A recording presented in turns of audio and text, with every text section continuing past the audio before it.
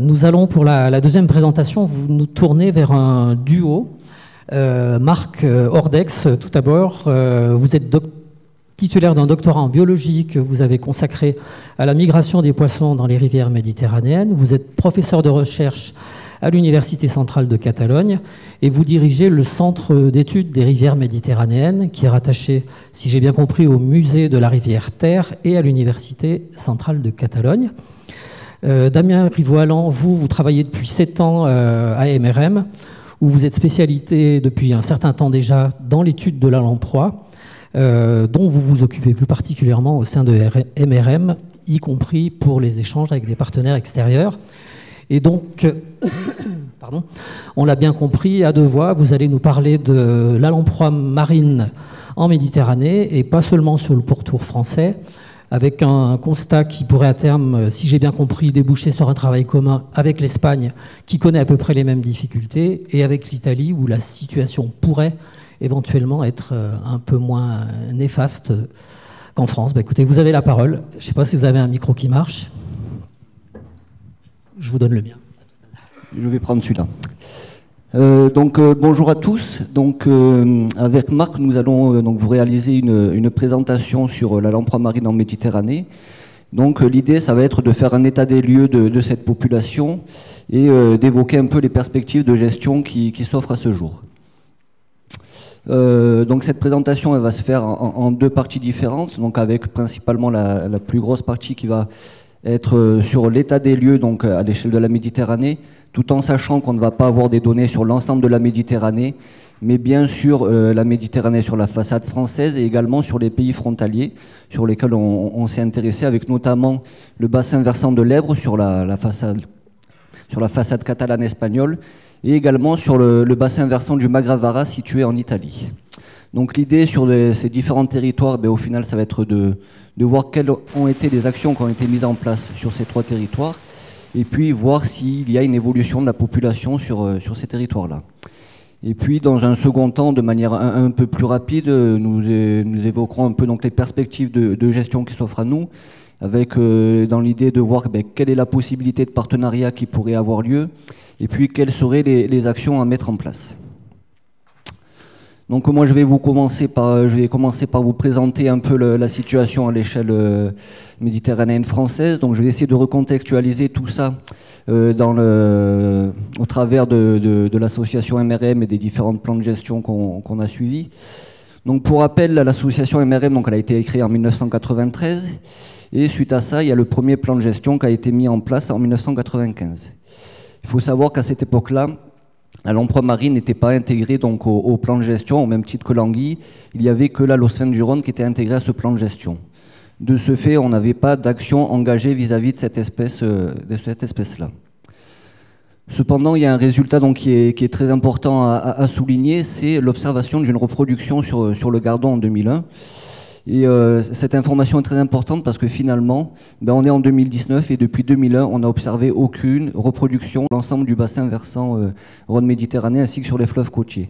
Voilà, déjà, ça vous donne un peu une idée de l'état de la situation de la lamproie marine sur la façade méditerranéenne française. Ensuite, le second plan GEPOMI qui va couvrir la période 2004 à 2009. Dans ce second plan de gestion, va être intégrée la lamproie marine, mais également la lamproie fluviatile, puisqu'elle est citée dans certaines sources. Et puis, en termes d'action, on va essayer de réaliser une diversité d'actions, avec, dans un premier temps, au final, d'essayer d'avoir un peu des informations historiques, essayer de savoir, avant les années 1950, quel était l'état de la population en termes d'abondance, également en termes de linéaires colonisés. Nous allons également, la première action qui va être menée, ça va être de réaliser des campagnes de communication, et notamment auprès des pêcheurs amateurs qui se situent sur la partie aval du Rhône. Également des campagnes de piégeage qui sont réalisées en 2007 et 2008, toujours sur la partie aval du Rhône. Et puis également la mise en place des premières prospections sur le Rhône, et notamment sur le Gardon, où on avait observé la reproduction. Également à noter que sur la fin de ce plan de gestion, on commence également à s'intéresser aux fleuves côtiers. Jusqu'à présent, les premières années étaient vraiment cantonnées sur le bassin versant du Rhône. Et là, on va commencer à aller travailler sur les fleuves côtiers, notamment via des prospections. En termes des résultats, on a réussi à récolter pas mal d'informations historiques, donc des informations qui ne sont pas forcément très précises, mais qui nous permettent d'avoir une idée de la colonisation. Et puis, on avait quelques données, à savoir que sur des secteurs de quelques dizaines de kilomètres de pêche, on pouvait avoir plusieurs tonnes de lamproie capturées. Donc c'est à mettre en lien avec les résultats suivants, à savoir que sur la période 2004-2009, au final, nous avons seulement 6 captures ou observations avérées et 21 témoignages. Donc on a volontairement, les données qu'on recueille sur la lamproie marine, volontairement on distingue deux types de données, donc avec les captures et observations avérées, donc c'est des données sur lesquelles on n'a aucun doute, on peut avoir une image, on a éventuellement un visuel de la lamproie, où voilà, on a un élément concret qui nous permet d'affirmer que c'était réellement donc, une lamproie. Et puis les témoignages, c'est des données qui ne sont pas forcément confirmées par un visuel, donc ça ne veut pas dire que ce n'est pas forcément des lamproies, mais on préfère distinguer ces deux types de données-là. Dans le troisième plage épomine, donc qui va couvrir la période 2010-2015, on continue un peu les mêmes actions, à savoir des actions de communication qu'on va essayer de développer au fur et à mesure, que ce soit en termes de territoire ou d'acteurs concernés. On continue les prospections, et puis on va aussi aller sur le bassin versant de l'Aude, essayer de réaliser des campagnes de piégeage. Donc des campagnes de piégeage qui ont été réalisées sur 2 années différentes, en 2010 et 2011. Également, dans le cadre de ce plan de gestion, nous avons réalisé des analyses génétiques sur des échantillons de lamproie que nous avons recueillis les années passées. Et puis, c'est également à la toute fin de ce plan de gestion qu'on va essayer de commencer à contacter les partenaires étrangers pour avoir un peu une idée de ce qui se passe sur les territoires frontaliers de nos territoires à nous. Donc en termes de résultats, là aussi on voit c'est pas mieux, avec seulement 3 captures observations avérées. On a 23 témoignages sur cette période-là. Et puis donc les premières analyses génétiques menées sur les 7 échantillons vont montrer qu'a priori ces échantillons-là sont génétiquement similaires aux lamproies que l'on retrouve sur la façade atlantique. À noter également, plus à titre d'information, que faute de retour sur la lamproie fluviatile, cette espèce va être retirée du plan de gestion. Enfin, donc le quatrième plage épomie, donc le plan de gestion auquel nous sommes actuellement. Donc là aussi, on continue à poursuivre les actions de communication. Donc là aussi, on essaye d'aller sur d'autres acteurs, d'autres territoires. Donc on continue nos enquêtes téléphoniques, on continue les visites en criée. On commence également à essayer de s'ancrer via les sciences participatives. Donc c'est notamment le cas puisque nous faisons maintenant partie de ce qu'on appelle le réseau Sentinelle qui est piloté par le CPE du bassin de Thau. Et puis on va poursuivre les prospections, mais on va également mettre en place de nouveaux axes de travail. Donc avec trois éléments différents dont on peut parler. Donc avec la mise en place d'une technique plutôt récente, à savoir l'ADN environnemental. Également, on va commencer à avoir des informations via le vidéocomptage. Donc il faut savoir que contrairement à la façade atlantique où les systèmes de vidéocomptage, on commence à en avoir depuis de nombreuses années déjà, les systèmes de vidéocomptage sont arrivés très tardivement sur le bassin méditerranéen. Et c'est finalement que dans le cadre de ce plan de gestion qu'on commence à avoir des informations via ces outils-là. Et puis l'idée dans le cadre de ce plan de gestion, c'est de mettre en place un partenariat donc, entre la façade française mais également les pays frontaliers. En termes de résultats, donc l'ADN environnemental, on a commencé en 2016 déjà à essayer de voir si c'était une méthode fonctionnelle pour détecter la présence de la lamproie. Donc c'est chose que nous avons fait sur le bassin de la Loire. Donc nous sommes allés avec l'OGRAMI sur le terrain sur le bassin de la Loire, faire des prélèvements et puis on a pu voir que c'était une technique adaptée pour détecter la lamproie marine. Suite à ça, on a réalisé donc des échantillons sur notre territoire. Donc à ce jour, sur les 3 dernières années, nous avons réalisé un total de 16 échantillonnages. Cependant, à l'heure actuelle, on n'a pas de signal de la lamproie marine. Donc ça ne veut pas forcément dire que la lamproie marine n'est pas présente, mais peut-être qu'il n'y a pas suffisamment d'individus pour qu'ils soient détectés via cette méthode-là. En termes de vidéocomptage, donc le premier système de vidéocomptage a été installé sur Blady Ricard, donc le 2e ouvrage sur l'Hérault. C'est un système qui a été installé en 2012, mais finalement c'est que depuis le printemps 2016 qu'il est réellement suivi. Donc un suivi qui se base sur la période avril à juin. Et puis dans ce cadre-là, ça nous a permis d'observer 3 individus.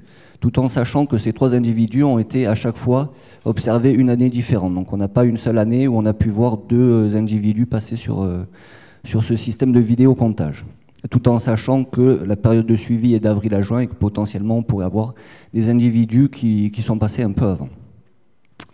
Deuxième donc, système de vidéocomptage qui a été installé plus récemment sur le Rhône, avec le système de vidéocomptage sur la nouvelle passe à poisson de Sauveterre. Donc passe à poisson qui a été mise en place à fin d'année 2017. Et sur l'ensemble de l'année 2018, il se trouve qu'on n'a aucun individu.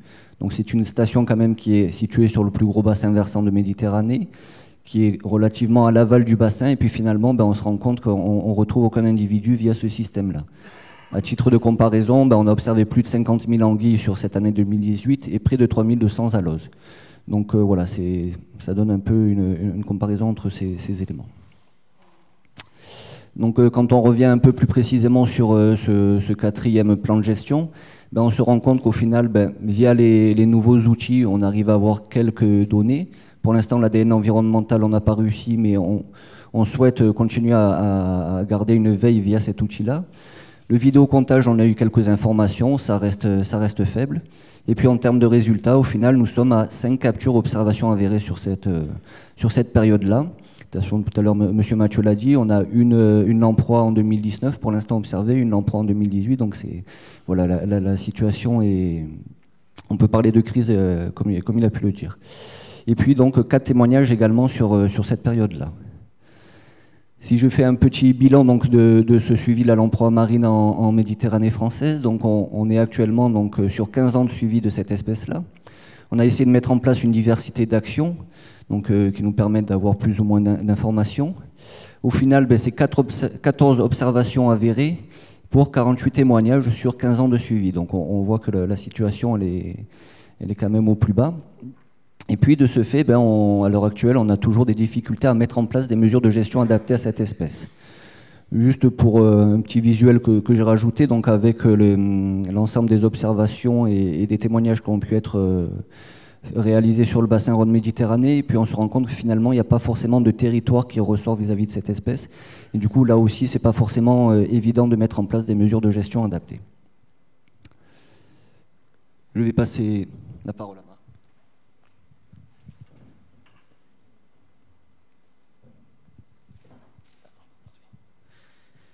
Bonjour, merci beaucoup pour la possibilité de présenter ça ici. Je vais parler avec l'état de la lamproie marine en Catalogne, sur l'Èbre.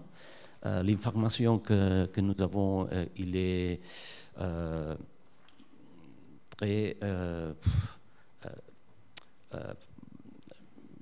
nous n'avons pas donné de derniers...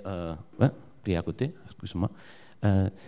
L'information que nous avons, il est très négative, parce que cette espèce a été connue pour la personne plus âgée, a été capturée et préparée sur les deltas de l'Èbre, mais maintenant, seulement est connu pour les âgés, n'est pas pour les gens, pour les jeunes.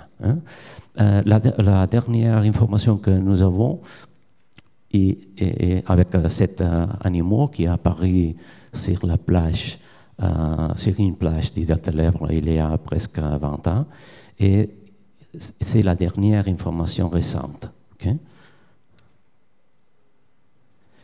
Il y a d'autres informations antérieures avec des captures d'un mosset au canot d'irrigation, mais ça a presque disparu probablement. Okay? Associé au projet Life Migrato Èbre, nous avons fait un monitorage d'area potentielle, de barrières potentielles pour la lamproie marine en amont du barrage de Cherta, qui est le premier barrage qui existe là, qui est 45 km en amont de la mer. Et l'habitat va améliorer beaucoup après la construction d'une rampe à poissons qu'on espère la construire la prochaine année. Okay? Mais Maintenant, nous avons des kilomètres de frayer potentiels très bons en aval de cette barrage et suffisant pour accueillir autres espèces comme l'esturgeon, l'osphène, etc. et aussi pour accueillir la lamproie marine. Nous avons fait le septembre dernier, non, il y a en 2018, nous avons fait une surveillance d'Amosette avec des collègues de l'Université de Santiago de Compostela en Galice, qui travaillent avec cette espèce, qui connaît très bien. Hein, et nous avons fait les surveillances de tous les fleuves jusqu'au barrage de Cherta, sur les habitats préféribles, excusez-moi pour mon français, hein, pour les amosettes. Et nous avons capturé crablés, anguilles, tout, except amosettes. Okay? En mai 2019, nous avons fait des analyses d'ADN environnemental avec des collègues de l'Université de Gironne. Et le résultat, il a été aussi négatif. So, nous avons une petite dépression, mais afortunadement, nous avons parlé avec Damien, avec MMRM, avec la possibilité de travailler ensemble. Aussi, nous avons parlé de faire quelque chose avec Migado et comparer et essayer quelque chose entre les différents bassins français et les bassins de l'Èbre en Catalogne. Okay. D'abord, pour nous, il est important de vérifier la similitude génétique.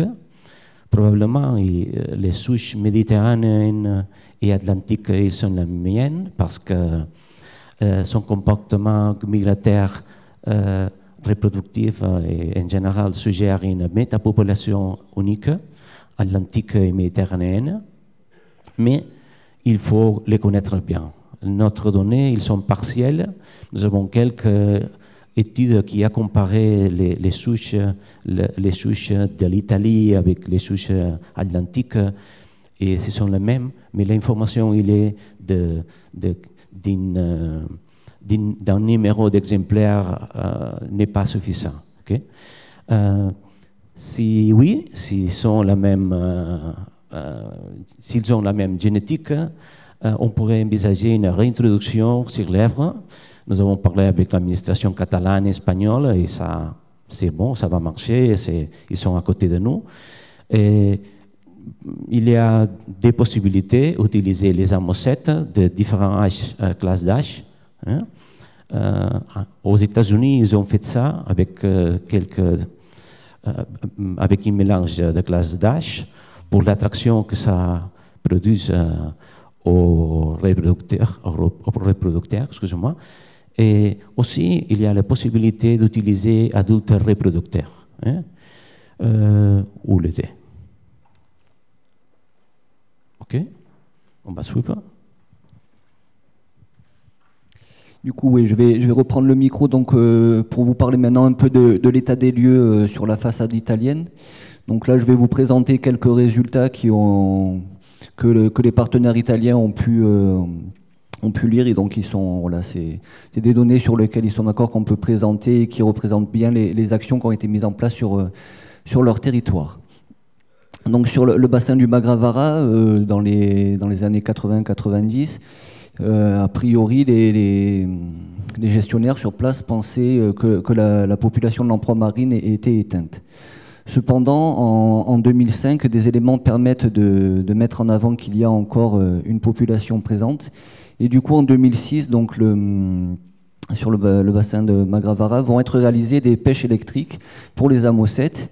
Et ces pêches électriques vont permettre de capturer 263 juvéniles appartenant à 6 cohortes différentes, donc avec des juvéniles de l'année, mais également des juvéniles qui étaient en train de se transformer pour repartir en mer. Donc cette information est très intéressante parce que ça veut dire qu'au final, il y avait de la reproduction qui s'était réalisée sur les 6 dernières années. Suite à à cette mise en évidence d'une population sur ces territoires-là. Donc va être mis en place un programme LIFE qu'on appelle LIFE Park, donc Petromission and River Continuity, autour duquel vont être mis en place deux actions distinctes, donc des actions en faveur du rétablissement de la continuité, donc avec la construction d'un certain nombre de passes à poissons, mais également des actions pour suivre la population de lamproie marine sur le bassin du Magravara. Donc ces actions ont été menées entre 2006 et 2012. Il y a notamment donc,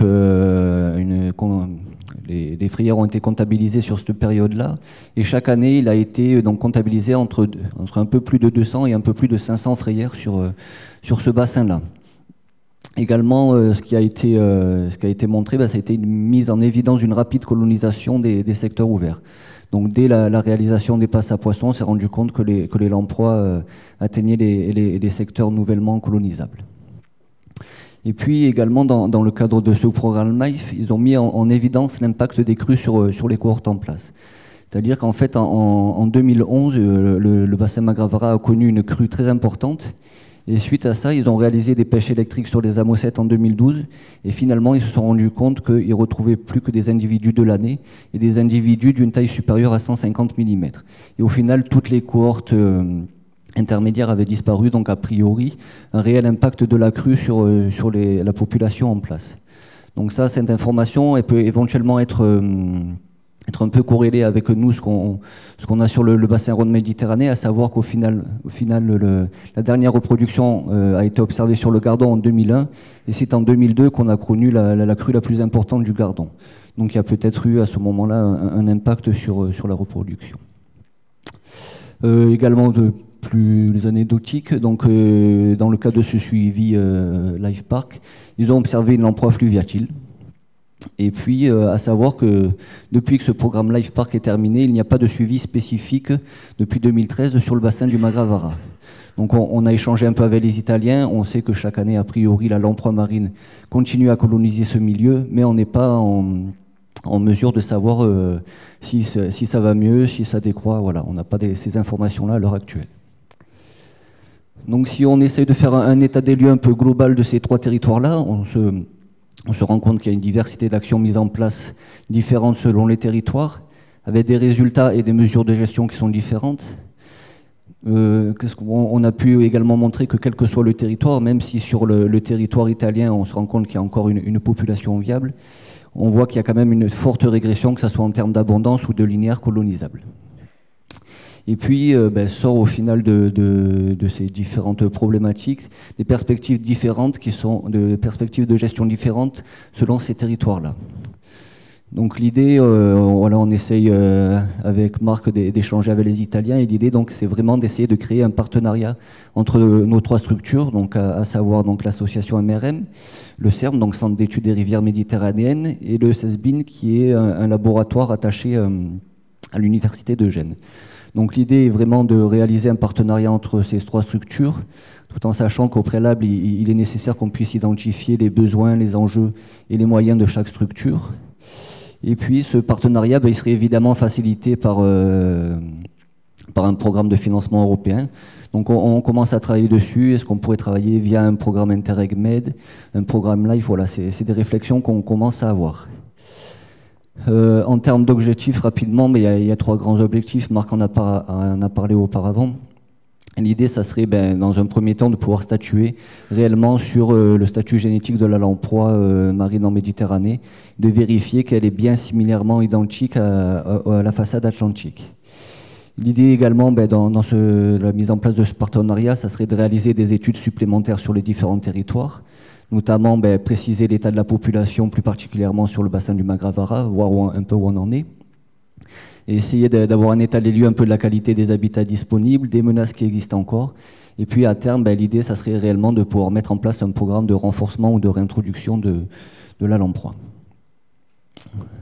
Donc voilà pour moi. Juste avant de finir, je tenais à remercier les Italiens. Donc les échanges ne sont pas forcément évidents avec les Italiens, mais je pense qu'ils sont de bonne volonté pour travailler avec nous. Et puis je tenais à remercier plus particulièrement Marc Ordex, qui est venu depuis l'Espagne et qui, je pense, est dans la même volonté, la même dynamique que nous, d'essayer de créer ce partenariat autour de la lamproie marine en Méditerranée. Voilà, merci.